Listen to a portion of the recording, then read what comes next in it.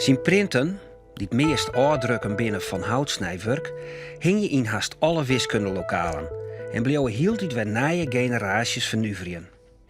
Maar het paard dat Escher oorlui voor zijn betterplak liauw het al via een lang verblijf in Italië en reisde naar Spanje ta, en van realistische tekeningen via montages van verschillende beelden naar de onmogelijke vraag van optische illusie ta, dat paard met bleedloon worden door een grote tentoonstelling in het Fries Museum, die het na weken opent.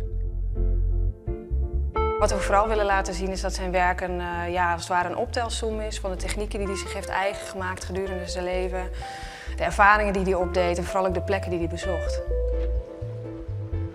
En een film die het stond vorige weken in de bioscopen draait.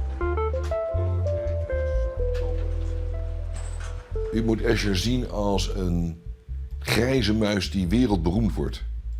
Dat is boeiend. Een paard dat verder beroemd wordt door mensen die het nog altijd inspireren lieten door Maurits Cornelis Escher. Ik denk dat hij zou zeggen, wat jammer dat ik daar niet bij kan zijn.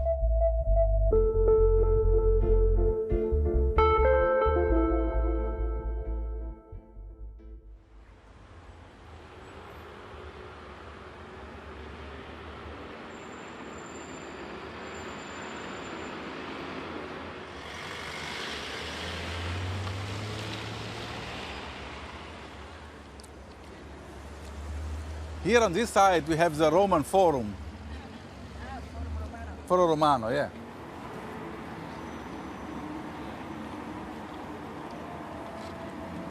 In Escher's time, were the lights here? The way No, was not light. No, was not so light. So strong lights was lights, but not There stronger were lights. And this was Escher loved it. This Rome by night, no many people. This.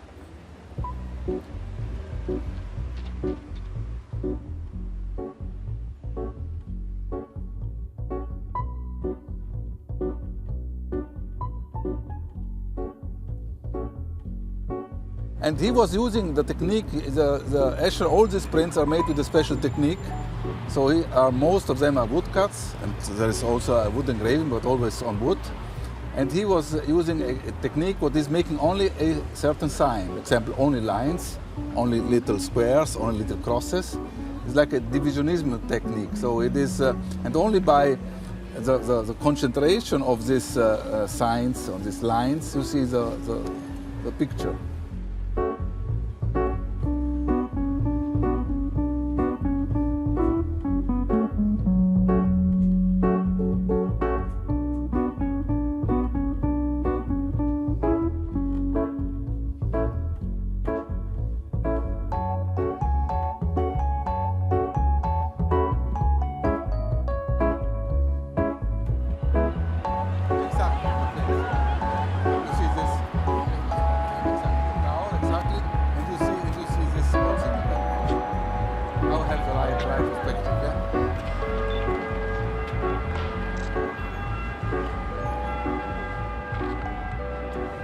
Wood cutting, you have the grain on wood engraving. You don't have the grain, but in wood engraving, you're cutting the tree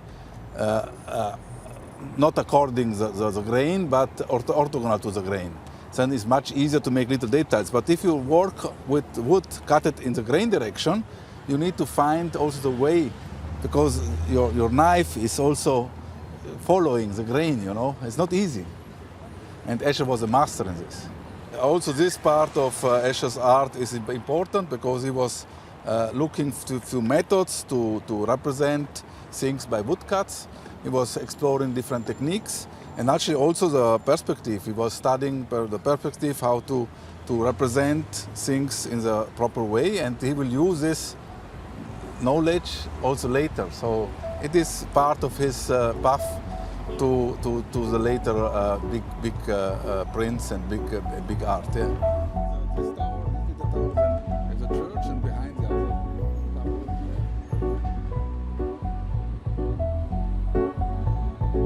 I think he was staying here.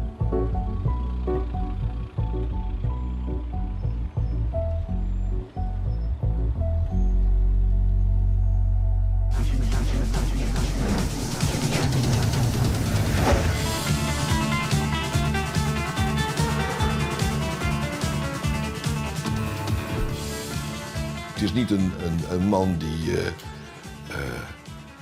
die overspel pleegt of die allerlei andere ondeugende dingen doet die misschien kleur aan een leven geven. Escher was een man die volkomen trouw aan zichzelf bleef. En dat is heel uniek. Hij werd niet beïnvloed door stromingen om hem heen. Hij focusde zich wat hij dacht dat hij moest doen. Bijna een soort heilige opdracht. En dat kwam door de verwondering. Hij verwonderde zich over zaken, gaf daar aandacht aan en ging daar mee aan het werk.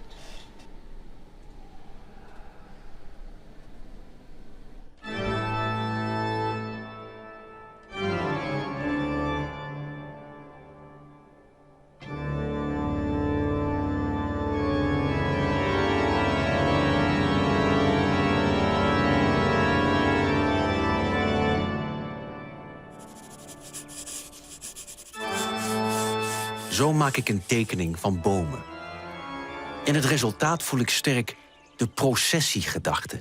Die statige bomenrij die van over de heuvelen heel in de verte komt aanwandelen. En die, wanneer de laatste heuvel beklommen is, ineens reusachtig groot en dreigend voor ons staat. Dat is een prachtig idee. Het zit in de tekening, maar lang niet zo sterk als ik het voel. Ik troost me maar met de gedachte dat een mens wel nooit een gedachte in beeld zou kunnen brengen, zo sterk als hij hem zelf voelt.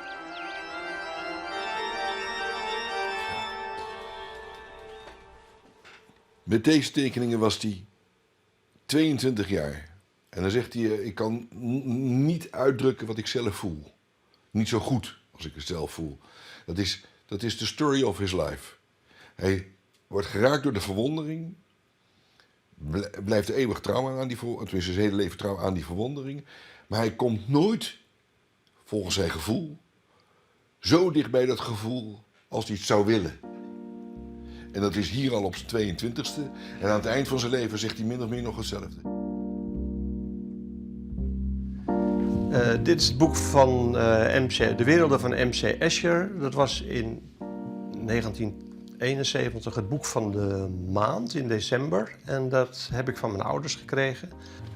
Ik heb zelf, ik zie net toevallig hier die eekhoorntjes voorbij komen. Ik heb wel eens geprobeerd om dit na te maken. Met de hand, nog zonder dat ik een computer had. En dat was een hels karwei om dat te doen. Dus dit is zo'n monnikenwerk die hij heeft verricht. En daar had hij het geduld voor en het uithoudingsvermogen. En hij was niet gauw tevreden over wat hij deed. En dat maakte hem ook tot zo'n groot kunstenaar. Ik kom uit een gezin waarbij museumbezoek eigenlijk helemaal niet een gewoonte was. Maar mijn ouders vonden kennelijk dit zo interessant dat ze ons alle drie, want ze kwamen met, ik had 2 broers, ze kregen elk een exemplaar en ik ben ermee verder gegaan.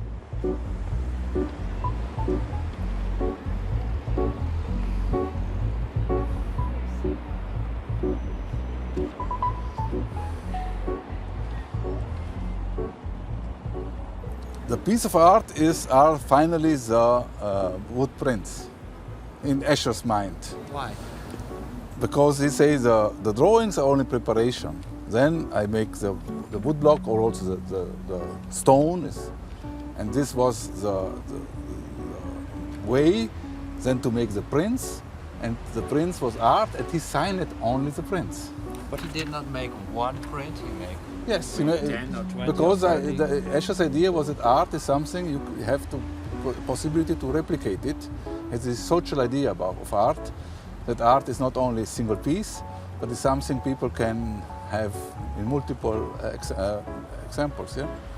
After Escher's death, the woodblock was made a whole, so it is not possible to replicate it more. So only the prints made by Escher are still originals. And the woodblocks were destroyed later after his death.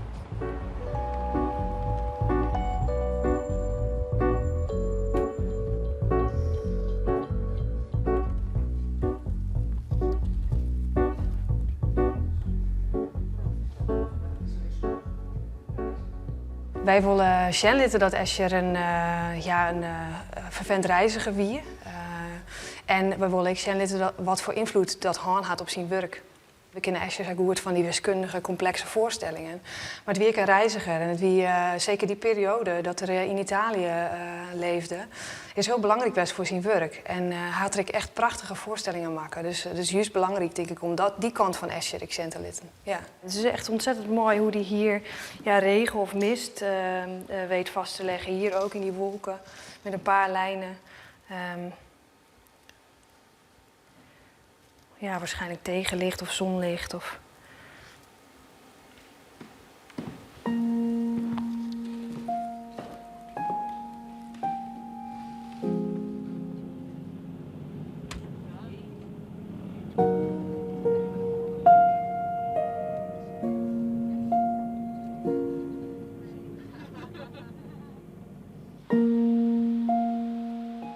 We zijn nou, dit is Castrovalva. Ik een Lieds dorpje, maar eigenlijk zijn we hier 2 dorpjes. Eén in het dal beneden en hier wat heuger, hier Varus. En als je ziet hier misschien ook wat leger op een beetje een onbegaanbaar paad, denk ik. Te tekenen. En hij schreeuwt dan ik letter zelf dat hij nog precies wist hoe werd er zie toen hij dit tekende. En dat het heel graag zo vast hoe lezen zat het te zeggen, zat het op dat moment farm zeg. En met die enorme dieptes en dat mooie uitzicht wat we hier hebben. En hij zei ik wel dat hij in Italië dat het daar inspiratie vond in het landschap en dat het daarom ik net zo volle behoefte had om zijn eigen ideeën uit te werken. En dat is juist ook heel mooi in onze tentoonstelling straks, dat zeker in dat wat betierdere werk, dat Italiaanse landschap zoals dit, staat er echt wel heel erg centraal. En pas later gaat er meer zijn eigen ideeën, zijn eigen mentale gedachten, zeg maar, verbeelden in wat complexere prenten als het ware.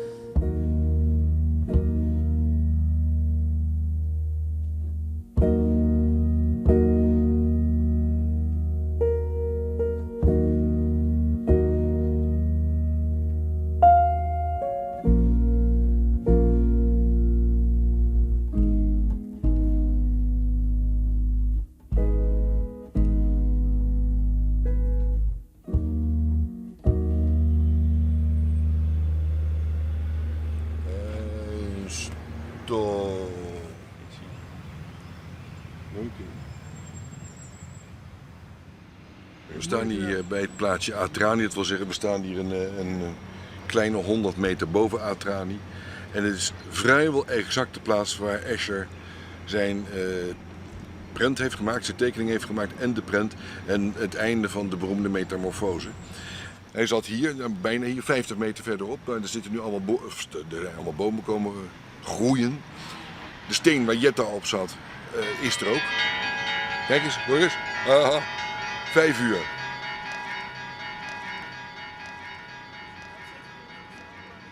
Hij trok zich terug en werkte alleen in zijn atelier.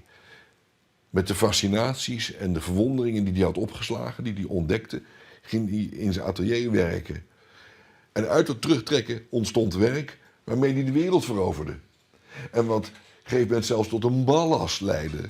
Dat werd die wereld beroemd. En dat ja, dat is ook wel weer hier. De men ben beroemd. Maar nou moet ik al die prenten gaan drukken met de hand om maar te kunnen verkopen. Maar ik wil nieuwe prenten maken. Want ik heb weer iets fantastisch ontdekt.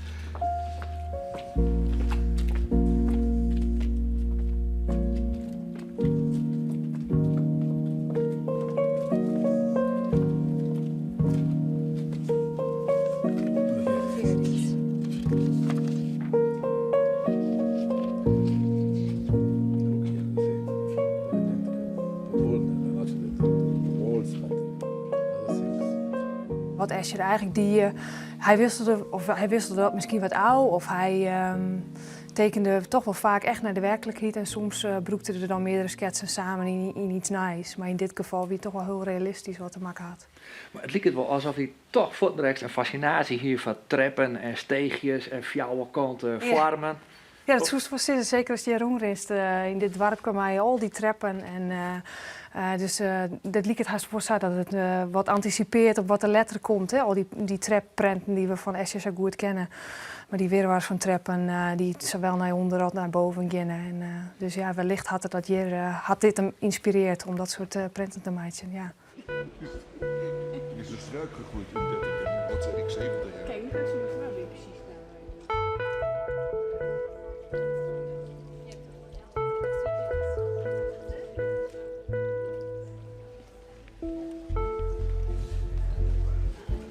Hij ontdekte tegelpatronen, decoratiepatronen die de Mooren gemaakt hadden. En die kan je eindeloos doorzetten. Alleen zijn non-figuratieve patronen. En Escher heeft dat omhelst. En die is dat figuurlijk gaan uitwerken met herkenbare patronen. Dieren, kikkertjes, vogeltjes die in elkaar schuiven. Volgens patronen die dan eindeloos kon uitwerken. Dat was het begin van zijn beroemdheid.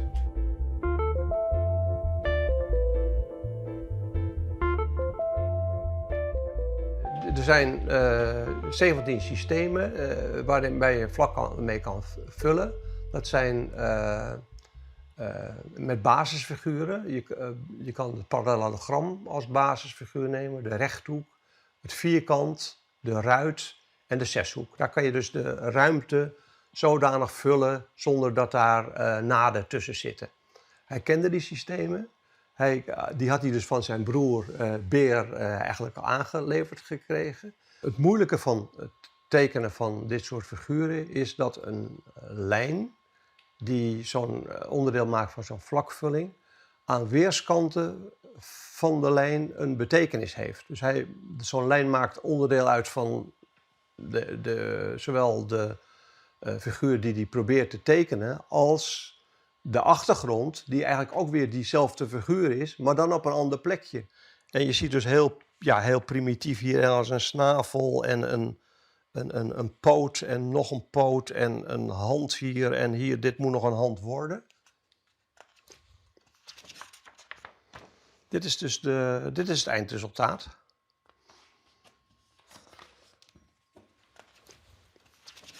Ik heb ooit, toen ik mijn eerste toen ik een computer kreeg met grafische toepassingen, was een Atari. Toen dacht ik, ik kan daar veel meer mee dan brieven schrijven. En daar ben ik dus aan het programmeren gegaan. Heb ik dus een programma gemaakt waarmee ik dus, net zoals Escher, tekeningen kon maken om het vlak te vullen. En dat programma staat hier in beeld. Dan ga ik proberen een tekening te maken en dan hoop ik dat ik doe het gewoon heel intuïtief. Ik sluit die figuren.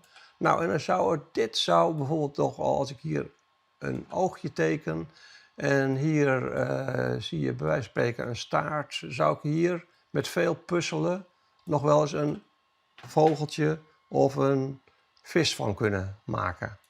Dus dit lijkt wel een beetje. Dus het zou een eerste begin kunnen zijn, waarbij ik hier 2 figuren, ik heb ze nou eventjes ingekleurd, heb gemaakt, waarbij je dan al boetserende kan komen tot een figuur die er veel netter uitziet. Diep treurig en katerachtig blijft het feit dat ik tegenwoordig een taal begin te spreken die door slechts zeer weinigen wordt verstaan. Dat maakt mijn eenzaamheid steeds maar groter en groter. Ik hoor tenslotte nergens meer bij. Ik ben te dom om als wetenschapsmens te leven. Ik ben ook geen kunstenaar. Ik zweef tussen de wiskunde en de kunst. Eenzaamheid en waar hoor ik bij? Story of his life. Maar ik heb ook het idee dat hij niet anders zou willen. Hij zoekt dat ook op. Hij trekt zich terug. Hij is geen wiskundige. Hij is veel meer een kunstenaar dan een wiskundige.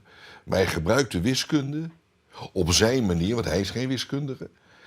Hij gebruikt de wiskunde om tot zijn kunst te komen.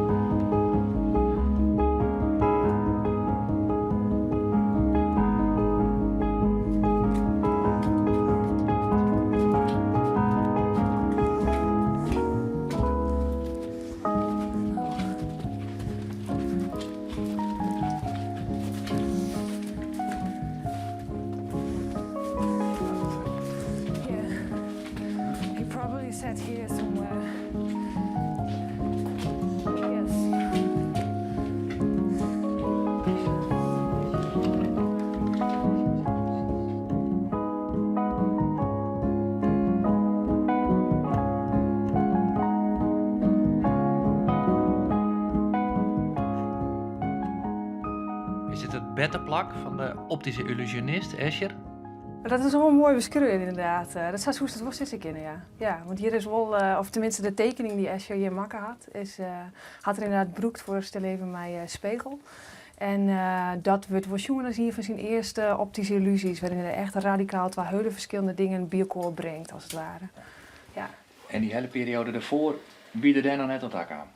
Nou, dat is eigenlijk wel interessant, want het was juist bij Escher is dat in die periode daarvoor, wanneer het er al in Italië wennet en hier een protorum reist, dat hij al zijn sketsen broekt voor prenten en dat hij soms ook meerdere sketsen samenvoegt tot een naaibeeld als het ware.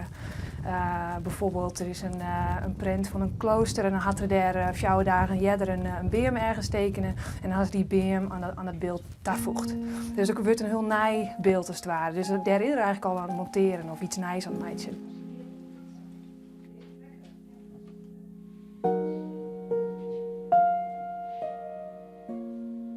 Je ziet hier aan de linkerkant een object wat als schaduw de E, de B en de G heeft. De voorletters van Gödel, Escher en Bach. En het idee dat wij hieruit kregen was van, zou het nou niet leuk zijn om in plaats van die letters, van die namen van die mannen, de gezichten zelf te tonen. Dus dit was eigenlijk het beeld en de verwachting die wij wilden hebben. En we zagen dat als een uitdaging om te realiseren. En de grote vraag was dan, hoe ziet dit object er dan uit om die schaduw te krijgen?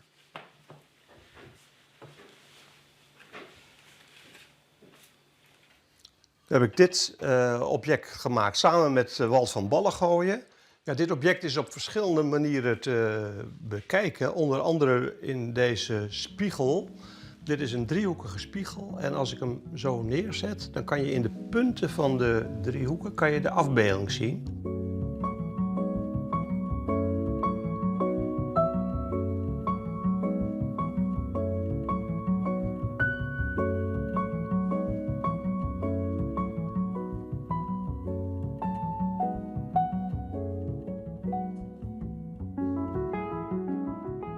Is dit jullie uitvinding? Ja, ik moet zeggen, van in de wiskunde is het zo van, dat je goed het verschil moet bekijken tussen uitvinden en ontdekken. En eigenlijk is het zo van, het is er allemaal al in de wiskunde. Dus als je iets vindt, dan ontdek je vindt het niet uit. Maar hier hebben we toch wel 2 dingen gecombineerd waarbij je kan zeggen van, nou, misschien is het wel een uitvinding. Dat is een voortzetting van dat andere object wat ik net toonde van Gödel, Escher en Bach. We hadden toen 3 gezichten en we vroegen ons af van, zou je ook meer dan 3 gezichten in een object kunnen maken?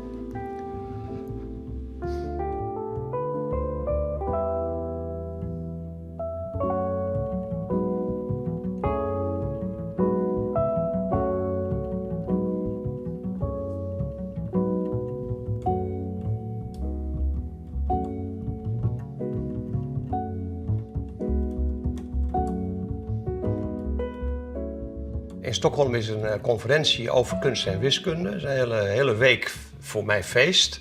En er komen heel veel mensen uit de hele wereld bij elkaar.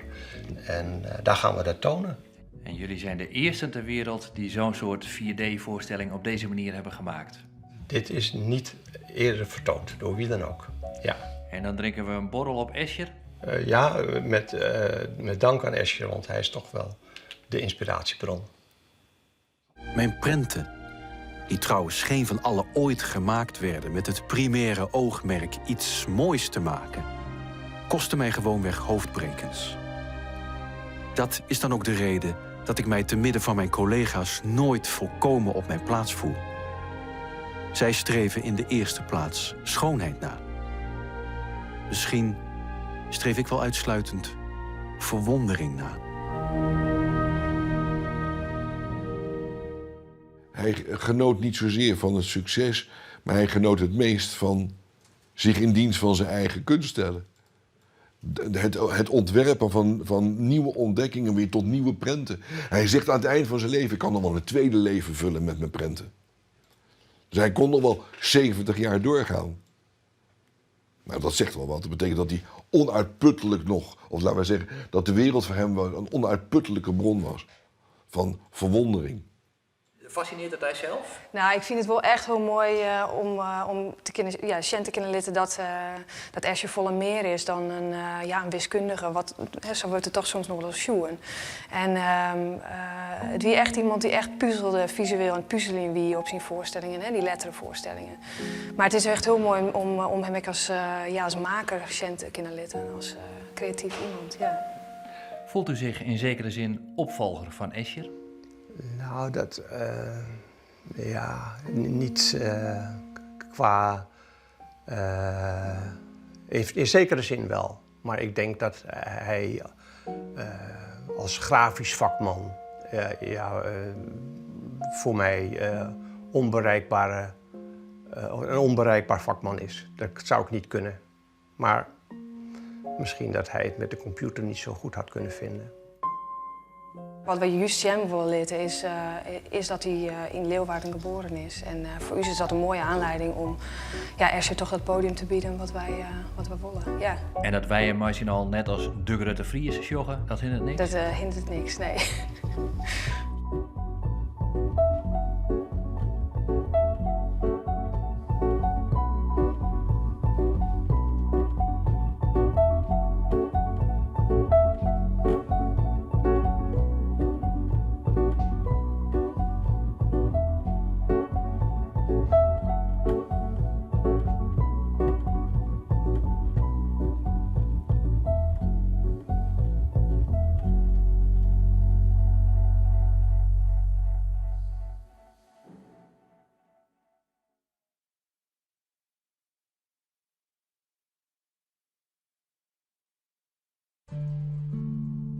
Mijn ouders waren niet de enige Nederlandse Joden die in de oorlog als vluchtelingen door Europa trokken. Maar hoe dat ging, wat ze op hun vluchtweg tegenkwamen, daar zijn eigenlijk maar weinig getuigenissen van. Ook voor mij en mijn 2 zussen is het altijd een grote witte vlek in onze familieatlas gebleven.